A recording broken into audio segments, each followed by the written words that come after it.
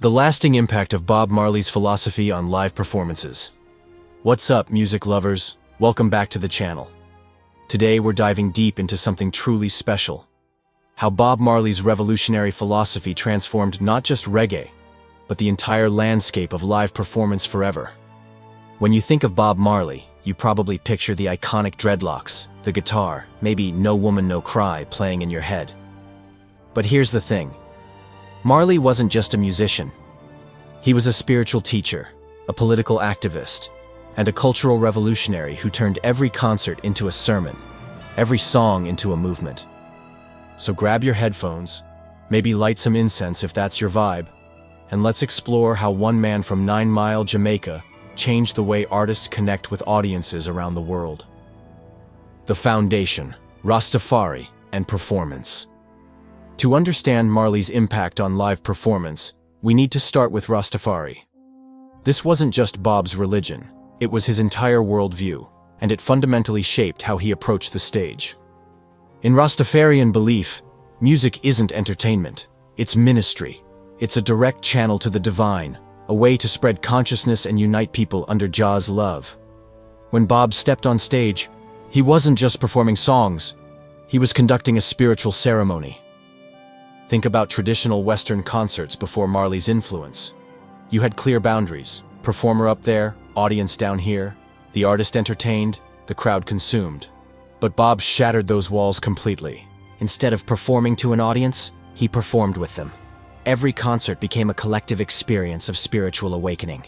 He'd stop mid-song to deliver impromptu speeches about unity, love, and social justice. He'd invite the crowd to sing along not just for fun, but as participants in a sacred ritual. This wasn't showmanship. This was revolutionary. Marley proved that live music could be a vehicle for social change, spiritual growth, and community building all at once. He showed the world that a concert could be church, political rally, and celebration rolled into one powerful experience. The philosophy in action, Marley's live performances. Let's look at how this philosophy played out in real performances. Take the legendary One Love Peace concert in 1978. Jamaica was torn apart by political violence, with the People's National Party and Jamaica Labour Party basically at war. Most artists would have stayed far away from this powder keg, but not Bob. He organized a concert specifically to bring peace to his homeland. And in the most iconic moment of his career, he called both political leaders, Michael Manley and Edward Seaga, onto the stage and made them join hands above his head. That wasn't a planned photo op. That was Bob Marley using his platform, his spiritual authority, and the power of live performance to literally stop a civil war. The crowd of 32,000 people witnessed something unprecedented, music being used as a tool for actual peacemaking. But it wasn't just the big moments. Even in smaller venues, Bob's philosophy transformed the concert experience. He'd often perform for hours, letting the music flow naturally, rather than sticking to a rigid setlist. Songs would morph into extended jams, with Bob using the space to teach, to preach, to connect. He'd make eye contact with individuals in the crowd, turning massive venues into intimate conversations. He'd pause to explain the meaning behind lyrics, connecting his personal struggles to universal themes of oppression, love, and redemption. This approach created something entirely new in live music. The idea that a concert could be transformative, not just entertaining. That audiences could leave fundamentally changed by what they experienced. The ripple effect, artists inspired by Marley's approach. Bob's revolutionary approach to live performance didn't die with him in 1981. Instead, it spread like wildfire through the music world, inspiring countless artists to view their concerts as more than just entertainment. Look at U2. Bono has openly credited Marley as a major influence, and it shows. U2's concerts aren't just rock shows. They're spiritual experiences with explicit political messages. Bono stops songs to talk about human rights, poverty, and social justice, directly channeling Bob's approach of using the stage as a pulpit. Then there's Lauryn Hill, who brings that same spiritual intensity to her performances. She'll transform songs on the spot, adding new verses about current events or personal revelations. Like Bob, she treats each concert as a unique spiritual moment that can't be replicated. Even in hip-hop, you see Marley's influence. Artists like Kendrick Lamar and J. Cole approach their concerts as opportunities for social commentary and community building.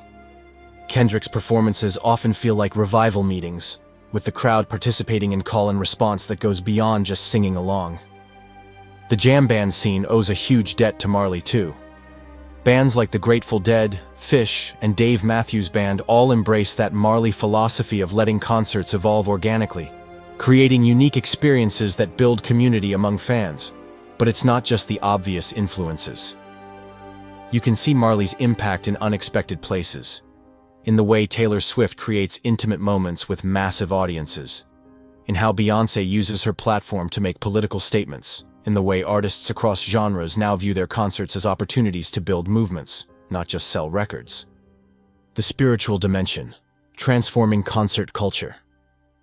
Perhaps the most profound way Marley changed live performance was by introducing a genuinely spiritual dimension to concert culture. Before Bob, the idea of a rock concert as a religious experience was mostly metaphorical. Bob made it literal. He showed that you could create sacred space anywhere, in a stadium, a small club, even at a political rally. The key was intention. When Bob performed, he was channeling something bigger than himself, and audiences felt it. This opened the door for a whole new relationship between artists and fans. Instead of the traditional entertainer-audience dynamic, concerts became communal experiences where everyone was participating in something transcendent. Think about how many artists now talk about the energy of a crowd, about feeling connected to something larger during performances. That language, that understanding, traces directly back to Marley's influence. Modern festivals like Burning Man or Lightning in a Bottle explicitly embrace this spiritual approach to live music. They're not just entertainment events. They're designed as transformative experiences where music becomes a vehicle for personal and collective evolution. Even in mainstream pop, you see this influence.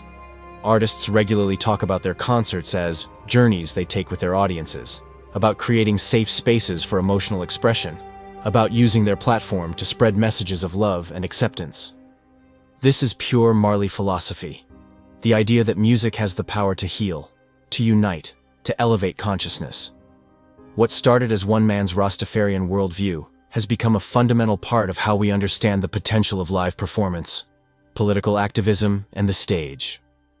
Bob Marley proved that the concert stage could be one of the most powerful platforms for political activism. He didn't separate his music from his politics. They were completely integrated, and this integration has become a template for conscious artists worldwide. When Bob sang "Get Up, Stand Up," it wasn't just a catchy song, it was a call to action. When he performed "War," he was literally reading a speech by Haile Selassie to the United Nations. He was using his platform to educate audiences about issues they might never have encountered otherwise. This approach was revolutionary because it made political engagement accessible and emotional. Instead of dry policy discussions, Bob communicated complex ideas about oppression, colonialism, and human rights through rhythm and melody that people could feel in their bodies. Today's artists who use their platforms for activism, from Rage Against the Machine to Beyoncé to Childish Gambino, are all walking the path that Bob carved out.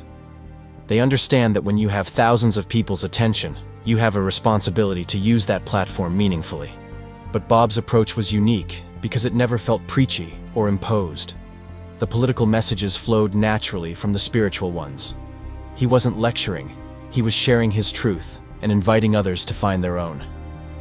This created a model for how artists could be political without being partisan, how they could advocate for justice without alienating audiences, how they could use their influence to create positive change in the world. The legacy, modern applications. So where do we see Bob Marley's philosophy in action today? Everywhere, once you know what to look for. Artists like Chance the Rapper openly incorporate prayer and spiritual elements into their performances. Anderson.Paak brings that same joy and celebration that Bob embodied. Even electronic artists like Bonobo create transcendent experiences that unite diverse audiences in shared emotional moments. The festival culture that dominates modern music, from Coachella to Bonnaroo to SXSW, reflects Marley's vision of music as a unifying force. These events aren't just about individual performances. They're about creating temporary communities built around shared musical experiences. Social media has amplified this impact.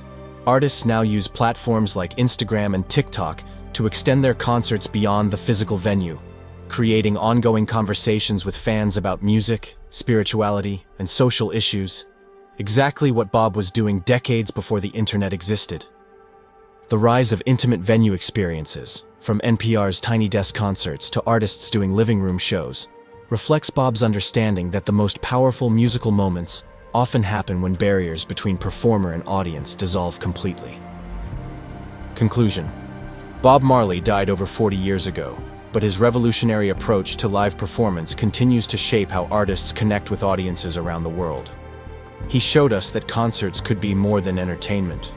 They could be healing, they could be activism, they could be church, they could be revolution.